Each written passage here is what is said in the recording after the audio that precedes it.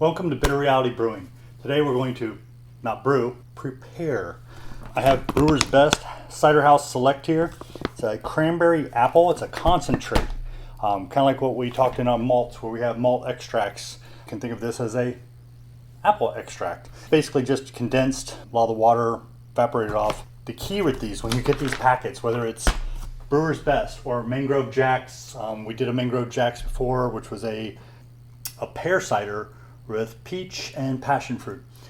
I learned very quickly that when you cut this top, you can't just reach in and get the ingredient stuff out.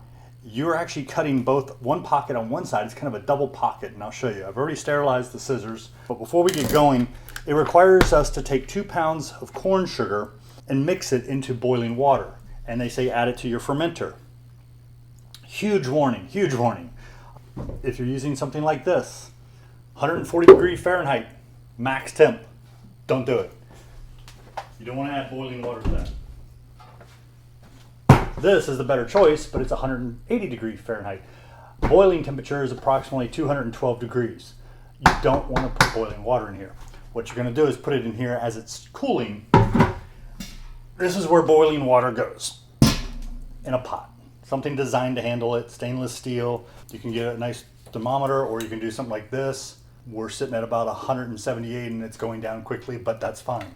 What they want us to do is add 2 pounds of corn sugar. Here's another little catch. This is at 5.2% ABV. I don't want to do 6 gallons. That's for 6 gallons. I want to do 5 gallons. I'm going to keg it. Everything I have is 5 gallons. I don't have 6-gallon kegs. So what you do is basically take 5.2, you'll divide that, or actually, yeah, divide that by 5, which is where you're going to be. Multiply it by 6, where you should have been. And that takes you 5.2 to 6.24. You can plug something like that into Beersmith or other calculators. It'll come out with the same thing. You take your 5.2 and it's going to go up to 6.24.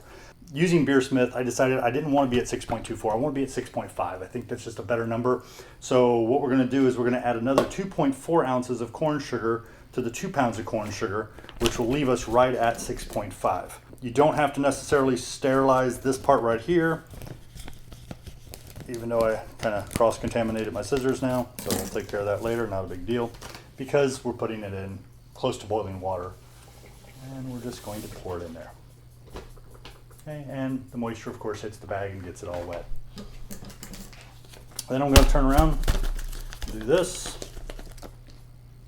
and cut the second bag. Each bag is 1 pound of corn sugar. Don't forget, especially things like the little math there for calculating your ABV and things. If you see something in the video you like, enjoy, entertain, I'm a bit of a klutz, got enough scars to prove that.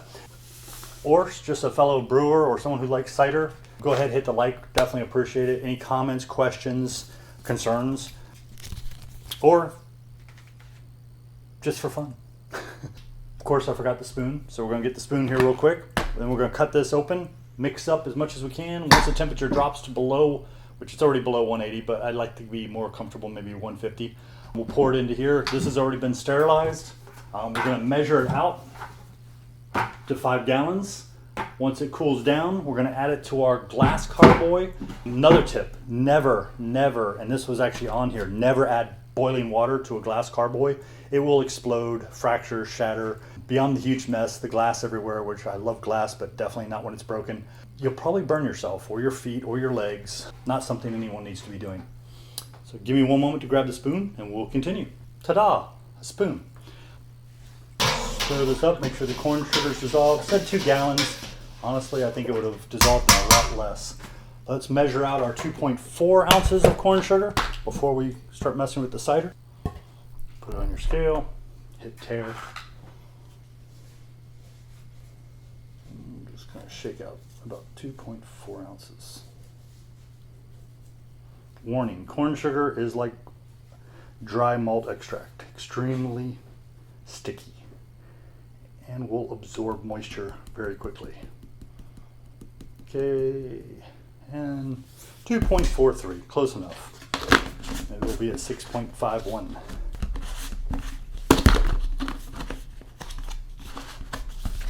Deal with that later. There we go.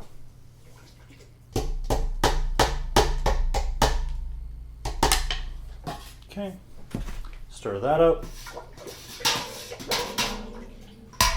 Now for the fun.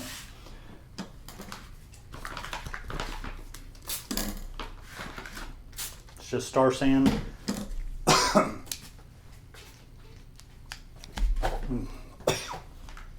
Inhaled a little bit of the acid, I guess. Cut it. You can always cut more, but trust me, when you see it, you'll understand why I did it that way. Okay, so one side's dry, and I got my directions, which should say on the outside, don't cut it until you're ready to brew.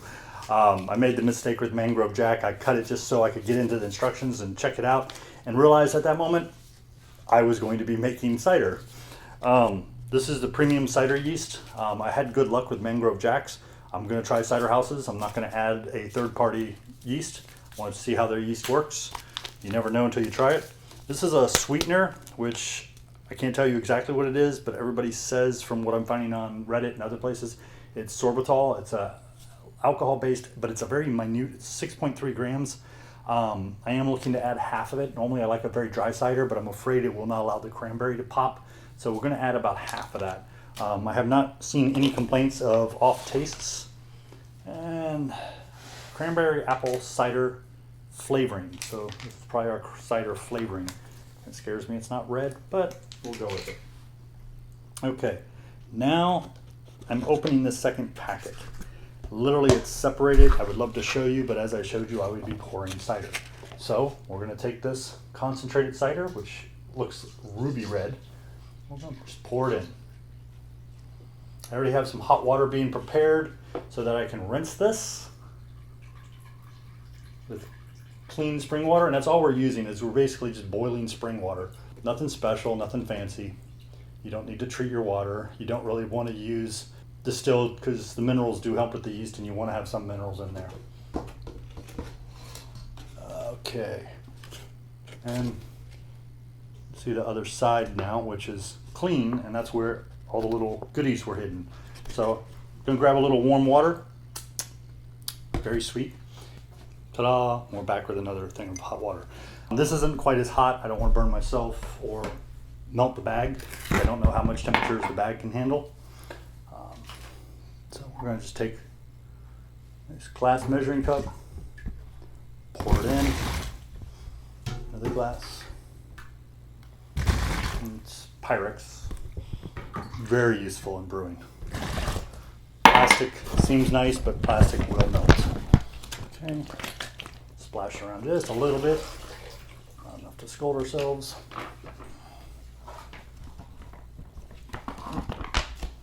Okay.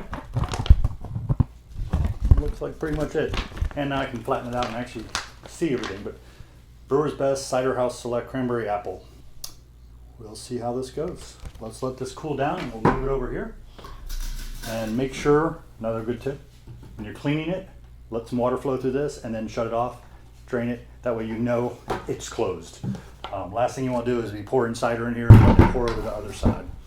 Okay, let's take a quick glance at our temp.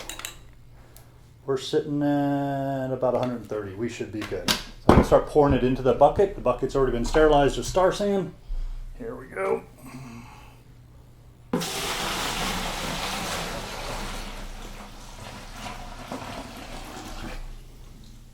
And that easy. And a miracle and a half, I didn't make a mess.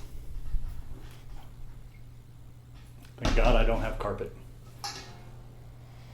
Smells good. Definitely like the smell. The instructions that I read online, I glanced online, says that we need to add this before bottling, or per se before kegging. Same thing with the sweetener. We're going to add that a little later. We don't need to add that right now. The yeast, we're going to take the yeast, put it in a little warm glass of water, sitting up around 80-85 degrees. Let it grow a little bit for a few minutes, and then we'll add it to it. I'm going to transfer this to an actual glass carboy. What you'll want to do when you add it to a glass carboy, or any carboy for that example, you want it to cool down a little bit first. And you don't want to add this until you're sitting there at least under 80, preferably with whatever the temps that the yeast says, which is usually, I believe this one says 82 degrees Fahrenheit max. So 54 to 82, they recommend optimal temperatures of 60 to 75 degrees.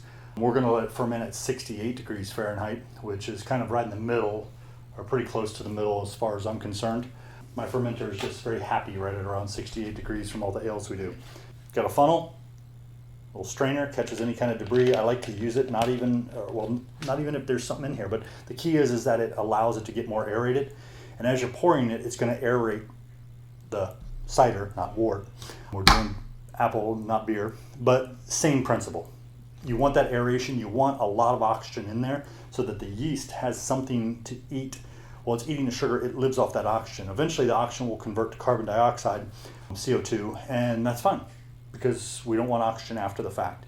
Once it's been sitting, they recommend a week. We'll probably give it about 2 weeks in the fermenter. Then we'll do a transfer off of the trub or the debris at the bottom. It's part of the yeast repopulating and expanding and then dying off and falling to the bottom, or at least going into suspension. Once we have that done, then we'll move it again to a keg. From the keg, we'll drop it in here, get it nice and cold, nice and carbonated, and in about 2 weeks of carbonation, we'll be serving cider. So I'm going to add some more water to this and let it cool down, and we'll go from there. It's down to about 89 degrees. I think we're about ready. I'm going to transfer it to the Carboy, pitch the yeast, done. Did a hydrometer reading earlier, wasn't quite where I wanted. A lot of times these kits are not at the level that they say they are going to be for the sugar. I don't know if they overestimate how. I mean, I'm sitting below 5 gallons and I was barely hitting 5.4, and I'm supposed to have 5.2 at 6 gallons. Yeah, and that's for 2 pounds of corn sugar. So what we did is we added up and basically 2.5 pounds. So we did the 2 pounds, the 2.4, and then I added another 5.6. Yeah, 8 ounces total. So 2.5 pounds total. I'll show you a trick. If you're trying to read a hydrometer, if you're eye challenged or if you're age challenged, makes it much easier to read. Sitting at about 5.2, adjusted for temperature since it's calibrated for 68 degrees Fahrenheit. We calibrated it, or not calibrated, but adjusted it for 89 degrees Fahrenheit, which actually puts us at 1.054. And if we get down to 1.004, I believe is their expected final gravity, that should put us just a hair over 6.5, about 6.5.6 to 6.5.4% ABV, which is perfect. I'm good with close. There may be a science to it, but a lot of times you're close. You're not dead on when it comes to brewing or anything else related to it. So we'll go ahead and we'll transfer this. Okay, so we're going to use the funnel. Carboy is sterilized, inside clean, outside needs a bit of scrubbing. Not too worried. A little bit of a drip here, a little concerning. You can always take this out, wash it, reseat it, but it's still concerning. This is the yeast.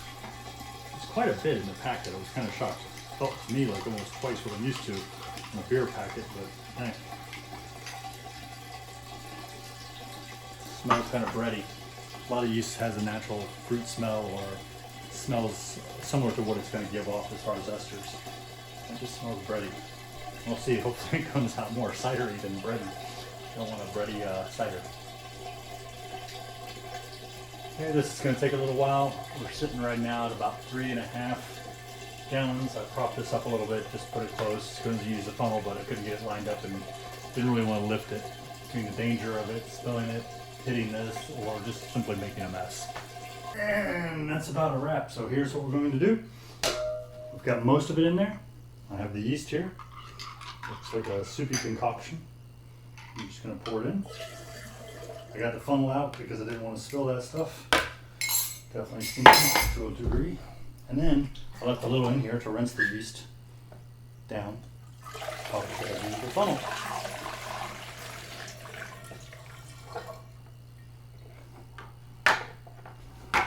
We'll rinse that out. Put it in here. We have a sterile top.